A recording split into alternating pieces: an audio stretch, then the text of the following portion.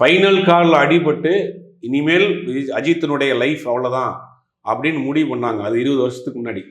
கொடுத்த அட்வான்ஸ்லாம் திருப்பி வாங்கினாங்க. கொடுத்த கமிட் பண்ண படங்கள்லாம் வேறு வேறு நடிகர்களை போட்டாங்க. ஆனந்த பூங்காற்றை மாதிரியான படங்கள்லாம் அவரை முதல்ல அடுத்து இவர் வரமாட்டார், இவர் அவ்வளோதான் இனிமேல் அப்படிங்கிற மாதிரி நிலைமையிலலாம் கூட எந்திரிச்சு. ஆனால் அதுக்கு பிறகு தான் ஒரு பெரிய வளர்ச்சி அடைஞ்சார். அஜித்தை பொறுத்த வரைக்கும் ஒவ்வொரு அடிக்கும் மேலே தான் ஒரு அடி வளர்ந்து வர்றாரு. அந்த மாதிரி இந்த விஷயத்தை பொறுத்த வரைக்கும் இது ரொம்ப ஒரு அந்த வரக்கூடிய தகவல்லாம் என்ன பண்ணால் ரொம்ப ஒரு அப்செட் ஆகிட்டார். நம்ம மேலே இவ்வளவு அன்பாகவும் ஒரு குரூப் இருக்காங்க, ஆனால் இவர் வன்மத்தை கேட்கறதுக்கும் ஒரு கூட்டம் இருக்குது அப்படிங்கிற மாதிரியான இதாகிடுச்சு. ரசிகர்கள் இனிமேல் காக்க வைக்கக்கூடாது, பேக் டு பேக் படம் பண்ணணுங்கிறதுக்காக தான் இம்மிடியேட்டாக இந்த படத்தை ஆரம்பிக்கிறாரு. விடாமுயற்சி கொஞ்சம் ஃபினான்ஷியல் ஸ்ட்ரக்லாம் இருக்குது, கொஞ்சம் சில சிக்கல்லாம் இருக்கிறதுனால இந்த படத்தை இம்மிடியேட்டாக ஆரம்பிக்கலாம் அப்படின்னு முடிவு பண்ணியிருக்கிறாங்க. தலைப்பை பார்த்துட்டு தான் அஜித்தினுடைய ரசிகர்கள் கொஞ்சம் சோர்ந்து போயிருக்கலாம், மாற்றிருக்கலாம். எனக்கு தெரிஞ்சு இது ஒரு டேக் லைனாக கூட இருக்கலாம்.